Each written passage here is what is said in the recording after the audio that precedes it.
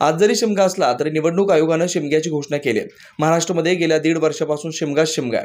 प्रत्येक व्यासपीठावरून एकमेकांच्या विरोधात बोंबाच मारल्या जात आहेत। त्यामुळे शिमग्याचं एकेकाळी जे महत्त्व होतं ते कमी झालंय। आता जनतेला रोज शिमगा पाहायला मिळतोय। संविधान वाचवणं काळाची, देशाची, राष्ट्राची नाहीतर जगाची गरज आहे। भारताचं संविधान जगासाठी आदर्श संविधान आहे। देशातील सध्याचं सरकार रोज उठून संविधानावर घाव घालतंय। संविधान आज विकलांग झालेलं दिसतंय। हे सर्वोच्च न्यायालयानं सुद्धा मान्य केलं। या देशातील संविधानाला सर्वात मोठा धोका राज्यकर्त्यांपासून आहे। प्रकाश आंबेडकर यांच्याबरोबर शिवसेनेची युती झाली याला 1.5 वर्ष झाले आणि ती अतिशय चांगल्या हेतूने झालेली युती होती। त्यात प्रामुख्याने लोकसभेचा विचार झाला नव्हता। विधानसभा आणि महानगरपालिका या संदर्भात एकत्र काम करता येईल आणि महाराष्ट्रात सध्या जे काही सुरू आहे त्याविरुद्ध एकत्र लढता येईल ही त्या दोन नेत्यांमधली भूमिका होती।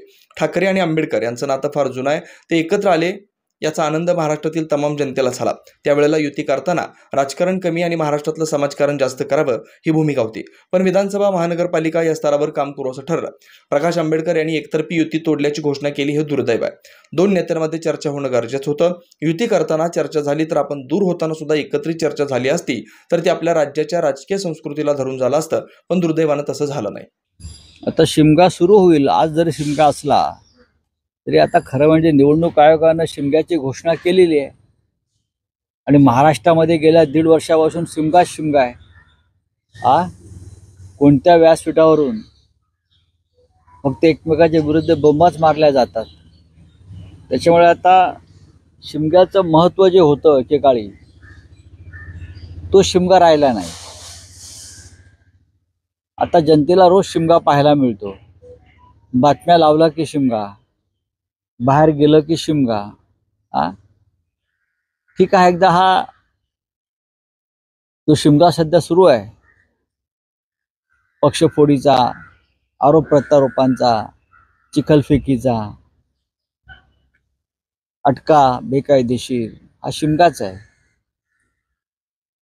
हा लवकर संपेल अशी आम्हाला अपेक्षा आहे आणि पुढल्या वेळचा शिमगा हा आपला खऱ्या अर्थानं सांस्कृतिक धार्मिक उत्सव म्हणून साजरा करू, याच आमच्या शुभेच्छा आहेत। कोणत्या प्रवृत्तीचं किंवा कशाचं दहन आज करावं असं वाटतंय? महाराष्ट्रामध्ये शिमग्याला फार महत्त्व आहे। होळी ही या राज्यातली वेगळी आहे, इतर प्रांतातली वेगळी आहे। या होळीमध्ये अनेक अमंगल गोष्टींचं दहन केलं जातं, जाळून टाकतो आपण, पुरून टाकतो आपण। तर या महाराष्ट्रामध्ये अनेक अमंगल गोष्टींचा उदय झालाय। या महाराष्ट्रामधली संस्कृती रसातळाला लागेल। या महाराष्ट्रावरती संकट येत आहेत। ही सगळी संकट, या अमंगल प्रवृत्ती यावेळेला आपण या होळीमध्ये दहन करून टाकू, एवढीच आमची अपेक्षा आहे। हुकुमशाहीचं दहन करायला सुरुवात केली का? संविधान वाचवण्यासाठी अनेक लोक संविधान वाचवणं ही काळाची, देशाची, राष्ट्राची नव्हे तर जगाची गरज। भारतातलं संविधान हे जगासाठी आदर्श संविधान आहे आणि हे सरकार, देशातलं सध्याचं सरकार हे रोज उठतंय आणि संविधानावरती एक घाव घालतंय। संविधान आज विकलांग झालेलं दिसतंय। हे सर्वोच्च न्यायालयानं सुद्धा मान्य केलंय। या देशातल्या संविधानाला सगळ्यात जास्त धोका राज्यकर्त्यांपासून आहे। त्याच्यामुळे संविधान वाचवणं आणि संविधानावर जे हल्ला करतायत त्यांचे त्या होळीमध्ये दहन करणं हे आमचं कर्तव्य आहे, राष्ट्रीय कर्तव्य आहे। प्रकाश आंबेडकर यांच्या बरोबर शिवसेनेची युती झाली त्याला जवळजवळ 1.5 वर्ष होऊन गेलं आणि ती अत्यंत चांगल्या हेतूनं झालेली युती होती। त्यात लोकसभेचा विचार झाला नव्हता। प्रामुख्यानं विधानसभा आणि महानगरपालिका या संदर्भात एकत्र काम करता येईल आणि महाराष्ट्रात सध्या जे सुरू आहे त्याच्या विरुद्ध एकत्र लढता येईल, ही तेव्हा दोन नेत्यांमधली भूमिका होती। आणि स्वतः माननीय उद्धव ठाकरे हे आंबेडकर भवनात जाऊन त्यांनी माननीय प्रकाश आंबेडकर यांच्याबरोबर ती घोषणा केली। तेव्हा या महाराष्ट्रामधल्या सर्व समाजामध्ये एक चैतन्याची लाट उसळली। ठाकरे आणि आंबेडकर यांचं नातं फार जुनं आहे। ते एकत्र आले, त्याचा आनंद महाराष्ट्रातल्या तमाम जनतेला झाला. त्यावेळेला ही युती करताना राजकारण कमी आणि महाराष्ट्रातलं समाजकारण जास्त करावं ही भूमिका होती.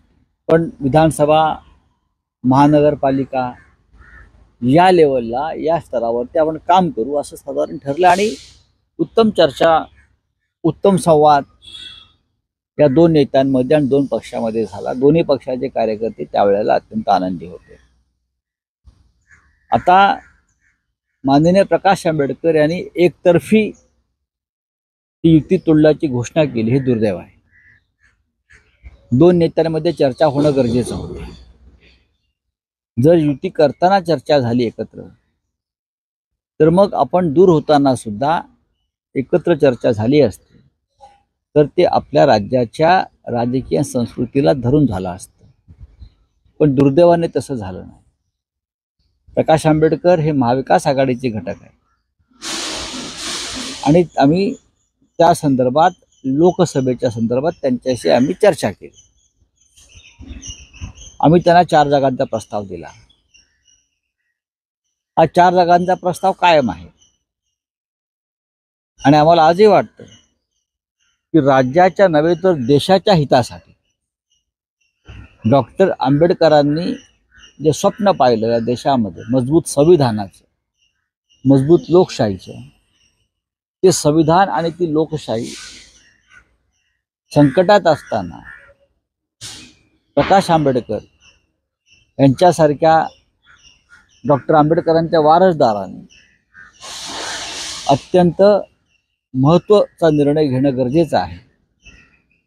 जागा वाटपात एखाद्या दुसऱ्या गोष्टी मागे पुढे होऊ शकतात, पण शेवटी आंबेडकरांबरोबरची युती हा फक्त राजकीय विषय नसताना भावनिक विषय आहे. आम्हाला खात्री आहे की प्रकाश आंबेडकरजी म्हणजे बाळासाहेब आमचे हे त्यांच्या निर्णयाचा फेरविचार करतील. कारण तमाम जनता या राज्यातली, दलित, शोषित, वंचित, त्यांच्या भावना ज्या प्रकाश आंबेडकरांच्या निर्णयाशी जोडलेल्या आहेत, त्या सगळ्यांना वाटतंय हवे तर देशाच्या हितासाठी डॉक्टर आंबेडकरांनी जे स्वप्न पाहिलं या देशामध्ये मजबूत संविधानाचं, मजबूत लोकशाहीचं, ते संविधान आणि ती लोकशाही संकटात असताना प्रकाश आंबेडकर यांच्यासारख्या डॉक्टर आंबेडकरांच्या वारसदारांनी अत्यंत महत्त्वाचा निर्णय घेणं गरजेचं आहे. जागा वाटपात एखाद्या दुसऱ्या गोष्टी मागे पुढे होऊ शकतात, पण शेवटी आंबेडकरांबरोबरची युती हा फक्त राजकीय विषय नसताना भावनिक विषय आहे. आम्हाला खात्री आहे की प्रकाश आंबेडकरजी म्हणजे बाळासाहेब आमचे हे त्यांच्या निर्णयाचा फेरविचार करतील. कारण तमाम जनता या राज्यातली, दलित, शोषित, वंचित, त्यांच्या भावना ज्या प्रकाश आंबेडकरांच्या निर्णयाशी जोडलेल्या आहेत, त्या सगळ्यांना वाटतंय आपण एकत्र येऊन संविधानाचं रक्षण केलं पाहिजे. बघा, शिवशक्ती म्हणजे एका व्यक्तीची शक्ती नसते आणि भीमशक्ती ही सुद्धा एका व्यक्तीची शक्ती नसते. महाराष्ट्रामध्ये बाळासाहेब ठाकरे नेहमी सांगायचे, महाराष्ट्राची 2च दैवत आहेत, एक छत्रपती शिवाजी महाराज आणि दुसरे डॉक्टर बाबासाहेब आंबेडकर. यांना मानणारा मोठा वर्ग या राज्यामध्ये आणि देशामध्ये आहे. ही शिवशक्ती, भीमशक्ती, ह्या दोन्ही शक्ती मनाने एकत्र आहेत. जरी नेत्यांनी काही निर्णय घेतला असला तरी ह्या दोन्ही शक्ती आज एका भावनेने आणि मनाने एकत्र आहेत आणि त्याचा परिणाम तुम्हाला लोकसभा आणि इतर निवडणुकात दिसेल. संजय निरुपम सर, हिंदी में बता दीजिए, प्रकाश आंबेडकर ने जिस तरह से अलायंस तोड़ने की बात की, कैसे आगे ले जाएंगे? ये एक तरफा निर्णय है प्रकाश जी का. हमने उनसे बातचीत का सिलसिला जारी रखा था. हमारी तरफ से उनको 4 सीट का प्रस्ताव दिया था और मुझे लगता है प्रस्ताव ठीक था. हम फिर भी उनके साथ और भी चर्चा करने के लिए तैयार थे और आज भी है.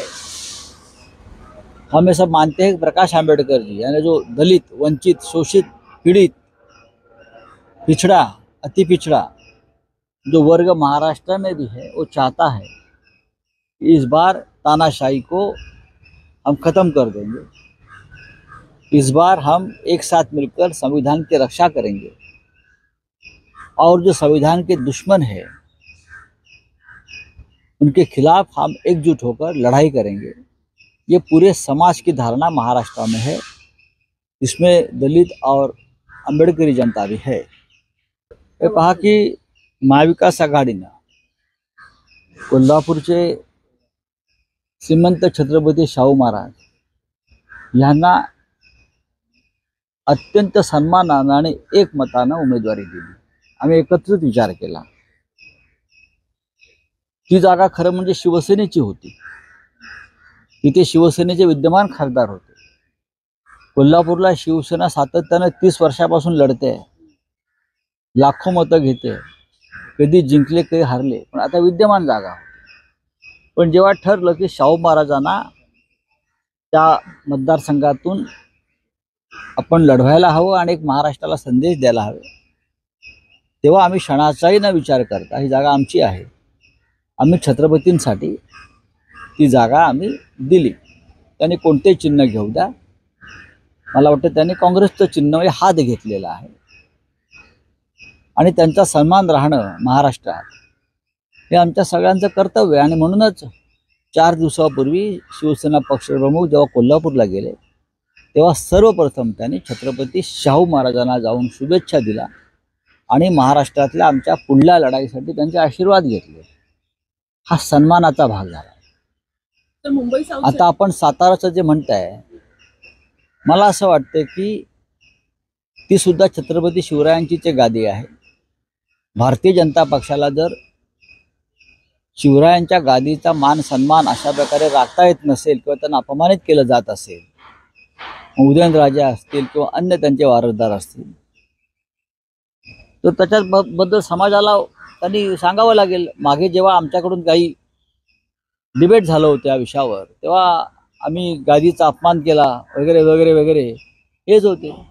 पण उदयनराजे भोसले यांना 5-5 दिवस तुम्ही तिथे वेटिंगला ठेवता, वेटिंगला म्हणते छत्रपतींना सातारच्या, खरं म्हणजे याचा विचार उदयनराजे भोसले यांनी करायला हवा। आम्ही कसं काय बोलणार, ते त्या पक्षाचे सदस्य आहेत। पण उदयनराजे भोसले यांना 5-5 दिवस तुम्ही तिथे वेटिंगला ठेवता, वेटिंगला म्हणते छत्रपतींना सातारच्या, खरं म्हणजे याचा विचार उदयनराजे भोसले यांनी करायला हवा। आम्ही कसं काय बोलणार, ते त्या पक्षाचे सदस्य आहेत। संजय निरुपम कह रहे हैं कि अरविंद केजरीवाल को इस्तीफा दे देना। मुझे मालूम, सर मुंबई हम साउथ लोग सेंट्रल हम सभी लोग इस संघर्ष की घड़ी में, इस अग्नि परीक्षा की घड़ी में केजरीवाल जी के साथ डटकर खड़े रहेंगे और है। Sir Mumbai south central seat के लिए यूपीपी और कांग्रेस कहीं ना कहीं उसके लिए भी जो है वो सीट के लिए डिसीजन नहीं हो पा रहा है। यहाँ से वर्षा गायकवाड़, यहाँ से अनिल देसाई, कैसे देखते हैं इस चीज को? कौन जो होगा एमबीए की तरफ से जो मुंबई कहाँ? साउथ सेंट्रल के लिए आगे बढ़ेगा? आप एक ही सीट की क्यों बात करते हो? महाराष्ट्र में 48 सीटें हैं ना, एक साथ सभी नामों की घोषणा होगी शिवसेना की, 1-2 नहीं होंगी।